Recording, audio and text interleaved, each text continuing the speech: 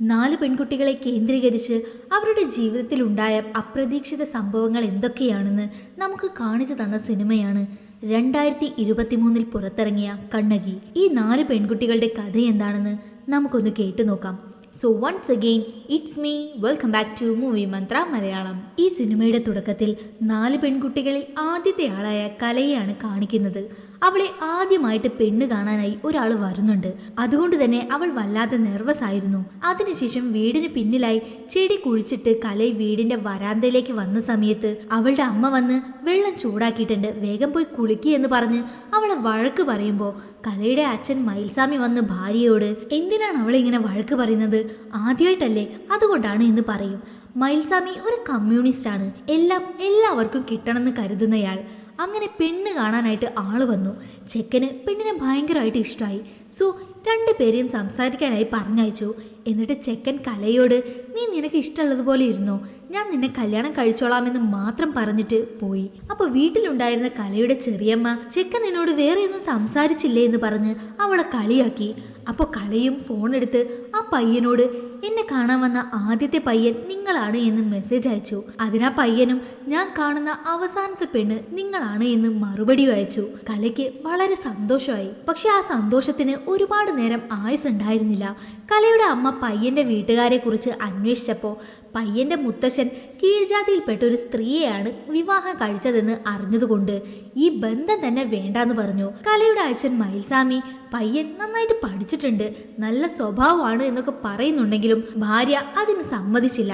എന്നിട്ട് നിങ്ങൾ ആരുടെ കൂടെ വേണമെങ്കിലും ഇടപഴകിക്കോ, നിങ്ങളുടെ സമത്വം എല്ലാം ഈ വീടിന്റെ പടി വരെ മതി, വീടിനകത്തേക്ക് വേണ്ട. എന്റെ അനിയത്തി അവളുടെ മകളെ വലിയൊരു വീട്ടിലേക്കാണ് കല്യാണം കഴിപ്പിച്ചയച്ചത്, ഞാനും അങ്ങനെ ചെയ്യുള്ളൂ. ഇപ്പൊ ആദ്യമായിട്ടല്ലേ ഒന്ന് വന്നത്, പോകെ പോകെ നല്ല ബന്ധം വരും, നല്ല കുടുംബം നോക്കി കല്യാണം കഴിച്ചു കൊടുക്കാമെന്ന് പറഞ്ഞു. ഇതെല്ലാം റൂമിലിരുന്ന് കലയും കേൾക്കുന്നുണ്ടായിരുന്നു. അവിടുന്ന് കട്ട് ചെയ്ത് ഇപ്പൊ കോടതിയിലേക്ക് ശശിയും അവരുടെ ഫ്രണ്ടും സ്പീഡിൽ ബൈക്കിൽ വരുമായിരുന്നു. അതിലും സ്പീഡിൽ നേത്ര അവരെ ക്രോസ് ചെയ്തു. ജസ്റ്റ് മിസ്സിന് ബൈക്ക് നേത്രയെ ഇടിച്ചില്ല. എങ്കിലും നേത്ര അതൊന്നും ശ്രദ്ധിക്കാതെ കോടതിയിലേക്ക് കയറി. അവള് കയ്യിലൊരു ഫയൽ പിടിച്ച് വല്ലാതെ ടെൻഷനിലായിരുന്നു നിന്നത്. ഇത് കണ്ട ശശിയും എന്താണ് പ്രശ്നമെന്ന് അവളോട് തിരക്കി. അപ്പോഴാണ് നേത്രയുടെ ഹസ്ബൻഡ് ഡിവോഴ്സ് നോട്ടീസ് അയച്ച കാര്യം അറിയുന്നത്. സോ ഞാൻ ഹെൽപ്പ് ചെയ്യാമെന്നും പറഞ്ഞ് ശശി നേത്രയെ അയാളുടെ ഓഫീസിലേക്ക് കൂട്ടിക്കൊണ്ടുപോയി. എന്നിട്ട് നിങ്ങൾ വിഷമിക്കണ്ട, നിയമം എപ്പോഴും സ്ത്രീകൾക്ക് അനുകൂലമായിട്ടായിരിക്കും, കേസ് കഴിയുന്നത് വരെ നിങ്ങൾ വേറെ കല്യാണം കഴിക്കാതിരുന്നാൽ മതി, നഷ്ടപരിഹാരമായിട്ട് 10 ലക്ഷം ഞാൻ ഭർത്താവിന്റെ കയ്യിൽ നിന്ന് വാങ്ങിത്തരാം എന്നൊക്കെ പറഞ്ഞു. അതിന് നേത്രയും എനിക്ക് ഡിവോഴ്സിന് തീരെ താല്പര്യമില്ല, അവരാണ് നിർബന്ധിക്കുന്നത് എന്ന് പറയും. ശശിയും ഒന്ന് ഡീറ്റെയിൽ ആയിട്ട് പറയാൻ പറഞ്ഞു. നേത്രയും എനിക്ക് കുഞ്ഞുണ്ടാവില്ല എന്ന് പറഞ്ഞാണ് ഡിവോഴ്സിന് നിർബന്ധിക്കുന്നത്, ഞാൻ വീട് വിട്ട് പുറത്താണിപ്പോൾ താമസിക്കുന്നതെന്നും പറഞ്ഞു. ശശിയും ഒന്നും പേടിക്കണ്ട, ഞാൻ ശരിയാക്കി തരാം, പിന്നെ ഫീസിന്റെ കാര്യം മാത്രം ഒന്ന് റെഡിയാക്കി വെച്ചോളൂ എന്ന് നേത്രയോട് പറഞ്ഞയച്ചു. നേത്രയും ശശിയെ വിശ്വസിച്ച് അവിടുന്ന് പോയി. അതിനുശേഷം ഒരു റൂഫ് ടോപ്പാണ് കാണിക്കുന്നത്. അവിടെ ഇതുവരെ കണ്ടിട്ടില്ലാത്ത, മുൻപ് ഒരു പരിചയമില്ലാത്ത ഒരു ആണും പെണ്ണും കണ്ണു കെട്ടി പേരായിട്ടിരുന്ന് സംസാരിക്കും. ഇവരെ പോലെ ഒരുപാട് പേര് അവിടെ ഇരിക്കുന്നുണ്ട്. അതിൽ നദി എന്നൊരു പെൺകുട്ടിയെ കാണിക്കും. അവൾ ഒരു ജോളി ടൈപ്പാണ്. കണ്ണു കെട്ടി സംസാരിക്കുന്നത് കൊണ്ട് തന്നെ 2 പേർക്കും ഏറെക്കുറെ സാമ്യതകൾ ഉണ്ടായിരുന്നു. ഇവർക്ക് ഈ ലവ്, മാരേജ്, കല്യാണം കഴിഞ്ഞ് അവസാനം വരെ ഒന്നിച്ച് ജീവിക്കണം എന്നുള്ള ഒരു കണ്ടീഷനും ഇല്ലായിരുന്നു. അങ്ങനെ കണ്ണിലെ കെട്ടഴിച്ച ശേഷം ഇവർ 2 പേരും ലിവിങ് ടുഗദർ ആയിട്ടിരിക്കാമെന്ന് തീരുമാനിച്ചു. അവിടുന്ന് കട്ട് ചെയ്ത് പിന്നെ യശ്വന്ത് എന്നൊരു പയ്യനെ കാണിക്കും. അവൻ ഡയറക്ടർ ആവാനായിട്ട് ട്രൈ ചെയ്തുകൊണ്ടിരിക്കുകയാണ്. സോ ഒരു പ്രൊഡ്യൂസറിനെ മീറ്റ് ചെയ്ത് കഥ പറയുന്നുണ്ട്. എന്നിട്ട് ആ പ്രൊഡ്യൂസറും ഫുൾ കഥ കേട്ട ശേഷം ഇതിൽ യോഗി ബാബു ഉണ്ടാവില്ലേ എന്ന് ചോദിക്കും. യശ്വന്തും ഇല്ല എന്ന് പറഞ്ഞതും പ്രൊഡ്യൂസർ അവനെ റിജക്ട് ചെയ്തു. അങ്ങനെ അവിടുന്ന് പോന്ന് ഇനി എന്ത് ചെയ്യുന്നറിയാതെ സിഗരറ്റ് വലിച്ചോണ്ടിരിക്കുമ്പോഴാണ് ഇവനൊരു കോൾ വരുന്നത്. കോൾ അറ്റൻഡ് ചെയ്തതും അത് ഗീത എന്നൊരു പെണ്ണായിരുന്നു. അവള് കൺസീവ് ആണെന്ന് പറഞ്ഞു. അവൾക്ക് എന്ത് ചെയ്യണമെന്ന് അറിയില്ല എന്ന് പറഞ്ഞു. അവിടുന്ന് കട്ട് ചെയ്ത് ഇപ്പോഴാണ് സിനിമയുടെ ടൈറ്റിൽ കാണിക്കുന്നത്, കണ്ണകി. കലൈ, നേത്ര, നദി, ഗീത, ഇവരുടെയാണ് ഈ കഥ. ഇപ്പൊ യശ്വന്ത് നേരെ ഗീതയുടെ റൂമിലേക്ക് വന്ന് അവളെ കാണും. പക്ഷെ അവൾ നല്ല ഉറക്കമായിരുന്നു. സോ വേഗം ഫ്രണ്ടിനെ അടുത്ത് വന്ന് ഗീത പ്രഗ്നന്റ് ആണ്, അതെങ്ങനെയെങ്കിലും അബോർട്ട് ചെയ്യണമെന്ന് പറയും. ഫ്രണ്ടും അയാൾക്കറിയുന്ന ഡോക്ടേഴ്സിനോടൊക്കെ ഒന്ന് ചോദിച്ചു നോക്കാമെന്നും പറഞ്ഞു. അതിനുശേഷം നദിയെയും അഭിരൂപിനെയും കാണിക്കും. ഇവര് തനിച്ച് ഫ്ലാറ്റ് എടുത്ത് താമസം തുടങ്ങി. 2 പേരും ഒരുമിച്ച് ജീവിക്കാനും ആരംഭിച്ചിരുന്നു. ഇതെല്ലാം നദിയുടെ ഓഫീസ് ഫ്രണ്ട് അറിഞ്ഞതും ഇവനെയെങ്കിലും നീ കല്യാണം കഴിക്കോ അതോ ഇതും ടൈം പാസ് ആണോ എന്ന് ചോദിച്ചതിന് നദിയും എനിക്ക് കല്യാണത്തിന് ഇൻട്രസ്റ്റ് ഇല്ല എന്ന് പറഞ്ഞു. അതിന് ഫ്രണ്ടും ഇങ്ങനെ ജീവിച്ചിട്ട് കാര്യമില്ല, വിശ്വാസമുള്ള ഒരുത്തരെ കല്യാണം കഴിക്കണം. എന്നെ നോക്ക്, കല്യാണം കഴിഞ്ഞ് 1 വർഷമായി. എനിക്ക് കെയറിംഗ് ആയിട്ടുള്ള ഒരു ഹസ്ബൻഡിനാണ് കിട്ടിയത് എന്ന് പറഞ്ഞു. നദിയും, കഴിഞ്ഞ ആഴ്ച നീ നിന്റെ വീട്ടിലേക്ക് പോയിരുന്നില്ലേ?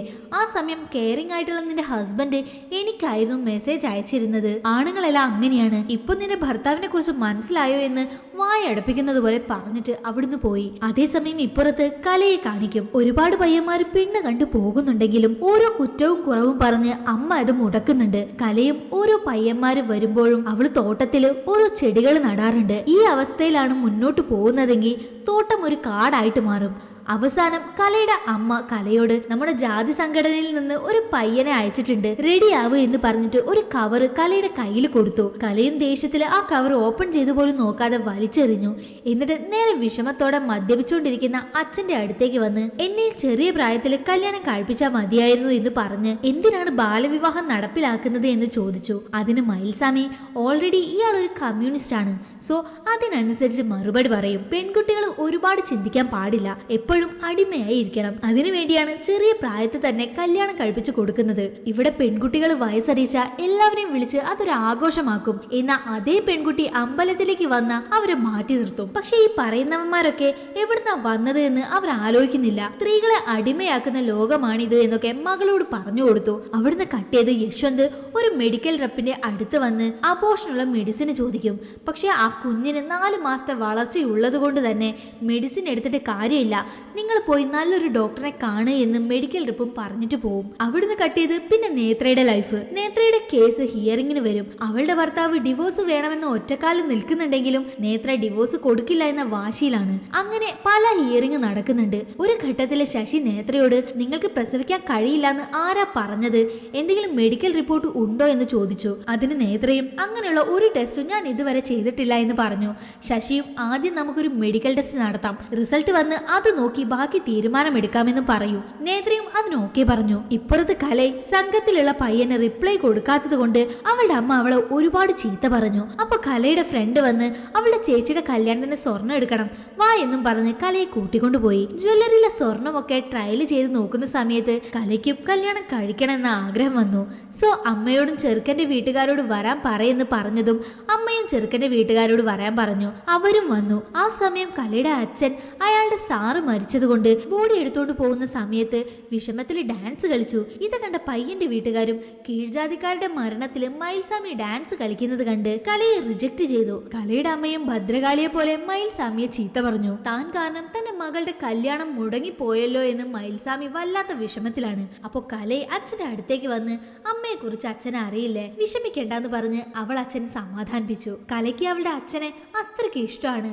മയിൽസ്വാമി കരയുന്നത് കണ്ട് കലയും വിഷമിച്ചു. ഇവിടെ നദി ഓഫീസിൽ മാനേജറിനെ ശരിക്കും ബഹുമാനിച്ചില്ല, മാനേജറിന്റെ മുന്നിൽ കാലിന്മേൽ കാല് കയറ്റി വെച്ചു എന്നൊക്കെ കാരണം പറഞ്ഞ് 1 മാസത്തേക്ക് അവളെ സസ്പെൻഡ് ചെയ്തു. അവള് നോർമലായിട്ടാണ് ഇരുന്നത്. എന്നാൽ അത് കാണുന്നവർക്ക് നദി അഹങ്കാരത്തോടെ ഇരിക്കുന്നത് പോലെ തോന്നി. പക്ഷേ ഇതിനെ ന്യായീകരിക്കാനൊന്നും നദി നിന്നില്ല. സസ്പെൻഷൻ കഴിഞ്ഞ് വരുമ്പോൾ എല്ലാവരെയും കണ്ടോളാമെന്നായിരുന്നു അവൾ തീരുമാനിച്ചിരുന്നത്. ഇപ്പുറത്ത് നേത്രയ്ക്ക് മെഡിക്കൽ ടെസ്റ്റ് എല്ലാം എടുത്ത് റിസൾട്ട് വന്നതിൽ നേത്രയ്ക്ക് ഒരു കുഴപ്പമില്ല, കുഞ്ഞിനെ പ്രസവിക്കാൻ കഴിയുമെന്നായിരുന്നു റിസൾട്ട്. ഇത് കണ്ട് ശശി ഞെട്ടി. ഈ കാര്യം നേത്രയോട് പറഞ്ഞതും അവൾ കരയാൻ തുടങ്ങി. ശശിയും ഇത് കാരണം കാണിച്ച് നമുക്ക് അവന് ഡിവോഴ്സ് കൊടുക്കാം, പിന്നെ പ്രശ്നം അവനായിരിക്കും, നിങ്ങളെ കുറ്റപ്പെടുത്താനും കഴിയില്ല എന്ന് പറഞ്ഞതും നേത്രയും ഡിവോഴ്സ് കൊടുത്താൽ അവൻ പോവും, നിങ്ങളും പോവും. എന്നാൽ ഞാൻ എങ്ങോട്ട് പോവും? ഞാൻ അവന് ഡിവോഴ്സ് കൊടുക്കില്ല. അവൻ എങ്ങനെയായിട്ടിരുന്നാലും ഞാൻ അവന്റെ കൂടെയേ ജീവിക്കുള്ളൂ. ഡിവോഴ്സ് ആയ ശേഷം ഈ താലി എനിക്ക് കഴുത്തിലിടാൻ പറ്റുമോ ഇല്ലയോ എന്ന് എനിക്കറിയില്ല. ഈ താലി എനിക്ക് വളരെ ഇമ്പോർട്ടന്റ് ആണ്. ഞാൻ മച്ചിയായി തന്നെ ഇരുന്നോളാം പ്ലീസ് എന്ന് അവൾ ശശിയുടെ മുന്നിൽ കൈ കൂപ്പി പറഞ്ഞു. ഇവിടെ ഗീത പ്രഗ്നന്റ് ആയതുകൊണ്ട് വളരെ ഡിപ്രഷനിലാണ്. അവൾ എന്താണ് ചെയ്യുന്നതെന്ന് അവൾക്ക് തന്നെ അറിയില്ല. ഒരു ഘട്ടത്തില് അവൾ വയറ്റിൽ കിടക്കുന്ന കുഞ്ഞിനെ വരെ അടിക്കാൻ തുടങ്ങി. യശ്വന്തനും ഇതെല്ലാം കണ്ട് എന്ത് പറയണമെന്നറിയാതെ നിന്നു. അങ്ങനെ കോടതിയിൽ നേത്രയുടെ ഹിയറിംഗ് നടക്കുകയാണ്. ശശി ജഡ്ജിയോട് എന്ത് തന്നെയായാലും എൻ്റെ കക്ഷി ഡിവോഴ്സ് കൊടുക്കില്ല എന്ന് തറപ്പിച്ചു പറഞ്ഞു. നിയമങ്ങളെപ്പോഴും സ്ത്രീകൾക്ക് അനുകൂലമായാണല്ലോ വരാറ്, എന്നാൽ സമൂഹം അങ്ങനെയല്ല എന്ന് പറയും. നേത്രയുടെ ഹസ്ബൻഡിന്റെ വക്കീലും ഡിവോഴ്സ് വേണമെന്ന് പറഞ്ഞുകൊണ്ടിരിക്കുന്നുണ്ട്. ജഡ്ജിയും ഇവരെ 2 പേരെയും കൗൺസിലിങ്ങിന് പോകാനായി ഓർഡർ ഇട്ടു. എന്ത് ചെയ്യണമെന്നറിയാതെ നേത്ര വിഷമിച്ചു. ശശിയും അവളെ സമാധാനിപ്പിച്ചു. ഇവിടെ കലയുടെ വീട്ടില് പെണ്ണ് കാണലുകൾ തകൃതിയായി തന്നെ നടക്കുന്നുണ്ട്. ആ സമയവും ഒരു കൂട്ടര് വന്നതിൽ പയ്യന്റെ ചേട്ടന്റെ മകൾക്ക് മാനസിക വളർച്ചയില്ലാത്തത് കൊണ്ട് അതിലെയും ഇതിലെയും നടക്കുന്നത് കണ്ട കലയുടെ അമ്മയും ഈ ബന്ധവും വേണ്ടാന്ന് പറഞ്ഞു. എന്തിനാണ് ഇങ്ങനെ വരുന്ന ആലോചനയൊക്കെ മുടക്കുന്നത് എന്ന് ചോദിച്ച് മയിൽസ്വാമി ഭാര്യയോട് ദേഷ്യപ്പെട്ടു. അതിന് കലയുടെ അമ്മയും, നിങ്ങളുടെ കൊച്ചുമകൻ വളർച്ചയില്ലാതെ വലിയ തലയൊക്കെയായി ജനിച്ച നിങ്ങൾക്ക് സന്തോഷമാണോ? എന്നെ കൊണ്ട് കൂടുതലൊന്നും പറയിപ്പിക്കരുത് എന്ന് പറഞ്ഞ് കലയുടെ അമ്മയും വഴക്കുണ്ടാക്കി. ദേഷ്യം വന്ന മയിൽസ്വാമിയും രാത്രി അളിയനോടൊപ്പം ഇരുന്ന് മദ്യപിക്കുന്ന സമയത്ത് കല അവിടേക്ക് വന്ന്, എത്ര പേര് വന്നിട്ട് പോയി, എനിക്കിനി വയ്യ, വരുന്ന ഓരോരുത്തരെയും ഇവനാണ് എന്റെ ഭർത്താവ് എന്ന് കരുതാൻ എനിക്കിനി വയ്യ, ഇനി എല്ലാവരെയും വിളിച്ചിട്ട് ഒരുമിച്ച് നിർത്തിയ ശേഷം ഞാൻ വന്ന് നിന്നോളാം എന്നൊക്കെ വളരെ വിഷമത്തോടെ മകൾ പറയുമ്പോൾ മയിൽസ്വാമിയും, സാരമില്ല വിട്ടേക്ക്, എല്ലാം ഞാൻ നോക്കിക്കോളാം, നിനക്ക് എപ്പോഴാണ് ഇവനാണ് എന്റെ ഭർത്താവ് എന്ന് തോന്നുന്നോ അപ്പോ എന്നോട് വന്ന് പറഞ്ഞാൽ ഞാൻ കല്യാണം നടത്തി തരാം. നിന്റെ അമ്മയ്ക്ക് എപ്പോഴും വെപ്രാളാണ്, ആരും ഒരു കുറവും പറയരുതെന്ന് കരുതിയാണ് എല്ലാം നോക്കി നോക്കി ചെയ്യുന്നത് എന്ന് പറഞ്ഞു. കലയും, അച്ഛൻ വേഗം വന്ന് കിടക്ക്, നാളെ പിറന്നാളല്ലേ, നമുക്ക് ആഘോഷിക്കാമെന്നും പറഞ്ഞിട്ട് പോയി. നെക്സ്റ്റ് ഡേ എന്ത് തന്നെ മയിൽസ്വാമിയെ ഭാര്യ വഴക്ക് പറഞ്ഞാലും പിറന്നാൾ ദിവസം രാവിലെ തന്നെ മയിൽസ്വാമിക്ക് ഇഷ്ടപ്പെട്ടതൊക്കെ കഴിക്കാനുണ്ടാക്കി വെച്ചു. കലയും അച്ഛന് വേണ്ടി കേക്ക് കട്ട് ചെയ്യാനുള്ള കാര്യങ്ങളൊക്കെ ചെയ്യുന്നുണ്ട്. അങ്ങനെ കുളിക്കാനായി പോയ മയിൽസ്വാമി ഹാർട്ട് അറ്റാക്ക് വന്ന് ബാത്റൂമിൽ മരിച്ചു വീണു. ഇതുകൊണ്ട് കല വിഷമിച്ച് മൂലക്കിരിപ്പായി. കലയുടെ അമ്മയും മകളെ ഇനി എങ്ങനെ കല്യാണം കഴിപ്പിക്കും എന്നൊക്കെ പറഞ്ഞ് കരയുന്നുണ്ട്. അവിടുന്ന് കട്ട് ചെയ്ത് അഭിരൂപ് അവന്റെ ഫ്രണ്ടിനോട്, എത്രയും പെട്ടെന്ന് തന്നെ ഞാൻ നദിയെ പ്രപ്പോസ് ചെയ്യും, അവൾ എനിക്ക് പറ്റിയ ആളാണ് എന്ന് പറയും. അങ്ങനെ അടുത്ത ദിവസം തന്നെ അഭിരൂപ് നദിയെ ഒരു പാർട്ടിക്ക് ഇൻവൈറ്റ് ചെയ്തു. നദിയും പാർട്ടിക്ക് വന്ന് നന്നായി മദ്യപിച്ച് എൻജോയ് ചെയ്യുന്നുണ്ട്. അഭിരൂപ് റിംഗ് എടുത്ത് നദിയെ പ്രപ്പോസ് ചെയ്തു. അവളത് അക്സെപ്റ്റ് ചെയ്യുന്നു വിചാരിച്ചെങ്കിലും നദി ആ റിംഗ് കാലുകൊണ്ട് തട്ടിത്തെറിപ്പിച്ചു. ഇവിടെ നേത്രയുടെ കേസിന്റെ ഹിയറിംഗ് ആണ്. ഇത്തവണ നേത്രയുടെ ഹസ്ബൻഡും വീട്ടുകാരും വന്ന്, നേത്ര ആള് ശരിയല്ല, ഫാദർ ഇൻ ലോയുടെ അടുത്ത് മോശമായിട്ട് പെരുമാറാൻ നോക്കി എന്നൊക്കെ ഓരോ കള്ളത്തരങ്ങൾ കോടതിയിൽ പറയുന്നത് കേട്ട് ഒരു ഘട്ടത്തിൽ ഡിവോഴ്സ് തരില്ല എന്ന് പറഞ്ഞ നേത്ര, ഞാൻ ഡിവോഴ്സ് തരാം, അല്ലെങ്കിൽ ഇനിയും എന്റെ മേലെ എന്തൊക്കെ കള്ളക്കഥകൾ പറയുന്നു എനിക്കറിയില്ല, എന്റെ വിശ്വാസം തെറ്റായിരുന്നില്ല, പക്ഷെ ഞാൻ വിശ്വസിച്ച ആള് തെറ്റായിപ്പോയി, സോ ഞാൻ ഡിവോഴ്സ് തരാമെന്ന് ബോൾഡ് ആയിട്ട് പറഞ്ഞിട്ട് പോവും. ഗീതയും യശുന്തോ അബോർഷൻ ചെയ്യാനായിട്ട് ഫ്രണ്ട് പറഞ്ഞ ആ ഡോക്ടറിനെ വന്ന് കാണും. അപ്പോൾ ഡോക്ടറും ചെക്ക് ചെയ്തിട്ട് 2 ആഴ്ച കഴിഞ്ഞാൽ കുഞ്ഞിന് മൂവ്മെന്റ് വന്നു തുടങ്ങും. ഈ സമയത്ത് കുഞ്ഞിനെ അബോർട്ട് ചെയ്യുന്നത് നിങ്ങളുടെ ജീവൻ ആപത്താണ്, എനിക്കത് ചെയ്യാൻ കഴിയില്ല, നിങ്ങളുടെ കല്യാണവും കഴിഞ്ഞിട്ടില്ല, ഇത് ഇല്ലീഗലാണ് എന്ന് പറഞ്ഞ് അവരെ പറഞ്ഞയച്ചു. ഗീതക്കും യശന്തിനും ഇനി എന്ത് ചെയ്യണമെന്നറിയില്ലായിരുന്നു. സോ നേരെ വീട്ടിലേക്ക് വരും. നേത്ര ഇപ്പോൾ എല്ലാം മറന്ന് മുൻപ് ജോലി ചെയ്ത കമ്പനിയിലേക്ക് തന്നെ തിരിച്ചു വന്ന് ജോലി ചെയ്യാൻ ആരംഭിച്ചിരുന്നു. അതിനുശേഷം ശശിയെ മീറ്റ് ചെയ്തു. രണ്ടുപേരും നല്ല ഫ്രണ്ട്സായി, എല്ലാ കാര്യങ്ങളും ഷെയർ ചെയ്തു. ശശിയുടെ അച്ഛൻ മിലിറ്ററിയിലായിരുന്നു. അച്ഛൻ മരിച്ച ശേഷം ശശിയെയും അവന്റെ അനിയത്തിയെയും അമ്മ ഒറ്റയ്ക്ക് കഷ്ടപ്പെട്ടാണ് വളർത്തിയത്. അതുപോലെ നിങ്ങളും ധൈര്യമായിട്ടിരിക്കണമെന്ന് ശശി അവളോട് പറഞ്ഞു. അങ്ങനെ ഒരു ദിവസം ശശി നേത്രയെ അവന്റെ വീട്ടിലേക്ക് കൂട്ടിക്കൊണ്ടുപോയി. ശശിയുടെ അമ്മയ്ക്കും അനിയത്തിക്കും നേത്രയെ കണ്ടതും വലിയ ഇഷ്ടമായി. നേത്രയ്ക്കും ശശിയോടൊരു ഇഷ്ടമുണ്ട്. സോ രണ്ടുപേരും കറങ്ങാൻ പോവാനൊക്കെ തുടങ്ങി. ഇവിടെ അഭിരൂപിനെയും നദിയെയും കാണിക്കും. അഭിരൂപ് നദിയോട്, നിനക്കെന്നെ ഇഷ്ടമല്ലേ, നമ്മുടെ കല്യാണത്തിന് എന്താ നീ സമ്മതിക്കാത്തത് എന്ന് ചോദിച്ചതിന് നദിയും, നമ്മൾ എന്തിനാണ് കല്യാണം കഴിക്കുന്നത്, നമ്മളിപ്പോഴും ഒന്നിച്ചല്ലേ ഉള്ളത്, പിന്നെ എന്തിനാണ് കല്യാണം എന്ന് അവൾ തിരിച്ചു ചോദിച്ചു. എന്നിട്ട് ഞാൻ നിന്നെ കല്യാണം കഴിക്കാനുള്ള ഒരു റീസൺ പറയേ, ആ റീസൺ കറക്റ്റ് ആണെന്ന് എനിക്ക് തോന്നിയ നിന്നെ ഞാൻ കല്യാണം കഴിക്കാമെന്ന് പറഞ്ഞതും നിന്നെ കാണുമ്പോൾ എനിക്ക് എൻ്റെ അമ്മയെ ഓർമ്മ വരുമെന്ന് പറഞ്ഞതിന് ഈ കാരണമൊന്നും സമ്മതിച്ചു തരാൻ പറ്റില്ല എന്ന് നദി പറയും.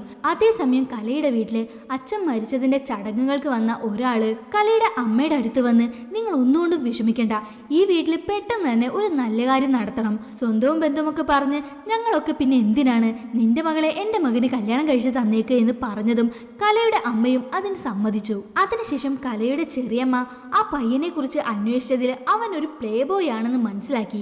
ഈ കല്യാണം വേണ്ട എന്ന് വന്ന് പറഞ്ഞതും അവർക്ക് അസൂയാണെന്ന് കരുതി കലയുടെ അമ്മയും, ഈ കല്യാണം എങ്ങനെയെങ്കിലും മുടക്കാനാണ് എല്ലാവരും നോക്കുന്നത്, നിന്റെ അച്ഛനില്ലാതെ ഞാനൊരാളെ എങ്ങനെയാണ് ഈ കല്യാണം നടത്താന്ന് എനിക്കറിയില്ല, നീ ജനിച്ചത് മുതൽ ഇപ്പൊ വരെ ഞാൻ കരഞ്ഞുകൊണ്ടിരിക്കുകയാണ് എന്നൊക്കെ അമ്മ പറയുന്നത് കേട്ട് ദേഷ്യം വന്ന് കലയും അമ്മയോട്, എന്താ പറഞ്ഞേ, ഞാൻ ജനിച്ചപ്പോ മുതൽ നിങ്ങൾ കരയാണെന്നോ, ഓ ഞാൻ പെണ്ണായി പിറന്നോണ്ട് കരഞ്ഞാണോ, നിങ്ങൾക്ക് പെൺകുട്ടി വേണ്ടായിരുന്നെങ്കിൽ വയറ്റിലുള്ളപ്പോ തന്നെ കൊന്നൂടായിരുന്നോ എന്നും പറഞ്ഞ് കല കരഞ്ഞുകൊണ്ട് അവിടുന്ന് പോയി.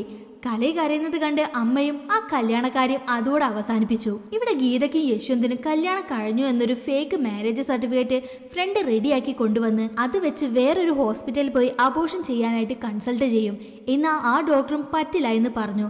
യശ്വന്തും ഒരുപാട് കെഞ്ചി നോക്കുന്നുണ്ടെങ്കിലും സെക്യൂരിറ്റിയെ വിളിച്ച് ഇവരെ പിടിച്ചു പുറത്താക്കി. ഇവിടെ അഭിരൂപ് നദിയോട് ഒരുപാട് റീസൺസ് ഒക്കെ പറഞ്ഞു നോക്കുന്നുണ്ടെങ്കിലും അതൊന്നും നദിക്ക് സാറ്റിസ്ഫൈ ആയില്ല. അങ്ങനെ അവരുടെ ലൈഫ് പോയിക്കൊണ്ടിരുന്നു. ഒരു ദിവസം നദി അവളുടെ പഴയ ഫ്രണ്ടിനെ വീട്ടിലേക്ക് കൊണ്ടുവന്ന് തൊട്ടും പിടിച്ചും സംസാരിക്കുന്നത് കണ്ട് അഭിരൂപിന് ദേഷ്യം വന്നു. നദിയും അഭിരൂപിനോട് അവളുടെ ഫ്രണ്ടിന് വേണ്ടി ഫുഡ് ഉണ്ടാക്കാനായിട്ട് പറഞ്ഞു.